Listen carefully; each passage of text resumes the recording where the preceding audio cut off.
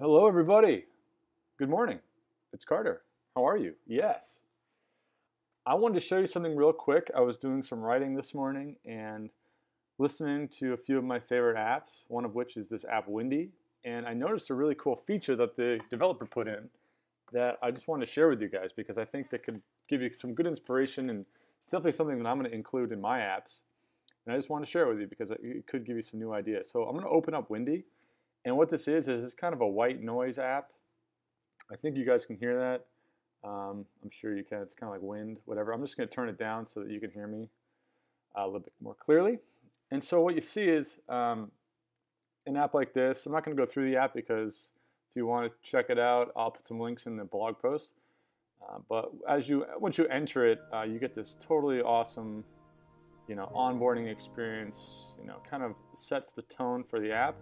Really sets high quality. But if you go to an actual environment where you're going to get different wind settings, you guys can hear the wind to a certain extent if you can. That's what it sounds like with the wind in the background. But what I noticed is when you click on the settings, just like right down here, you can see my cursor down here. I'm going to click that, and it takes you to the settings screen. And what's really, really cool is up here in the upper right. Now, if I was going to look at this, be like, oh, I'll rate this. Yeah, I'll definitely give it 5 stars. When I click 5 stars, it says rate. And if I click rate, it's going to take me to the iTunes store directly to this page. But let's say I'm not loving this app too much, and I'm like, all right, these aren't that good. I'm only going to give it 3 stars. That immediately switches to contact. And instead of driving me to the App Store, that's actually just going to send an email or open up my email client to send an email to this developer so that I can tell him or her what I don't like about it or what can be improved and why it's not 5 stars.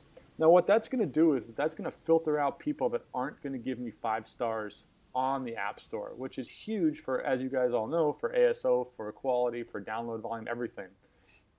And I think that's just super cool. And you click 2, you click 3, it's contact, and 4, and it automatically goes back to rate, and all the stars start smiling again. This guy, all the guys jumping around.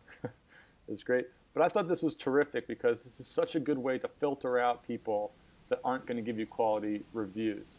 And if you look at the iTunes page for both of his apps, you'll notice that it's all 5 stars, pretty much across the board, 4 or 5 stars.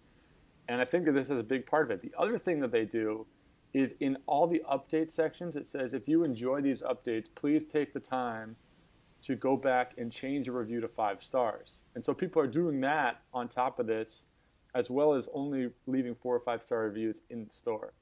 So I just wanted to share this with you guys because I think that this is a really, really cool way to integrate reviews and to filter out all the good reviews. And also you're going to get great feedback for your own app so that moving forward, you'll know what your next update should be. You're going to hear directly from all your users. So I hope you guys have a terrific day. And if anyone implements this, definitely shoot us a note so I can take a look, and we'll get you up on the blog too. That'd be great. All right, see you guys.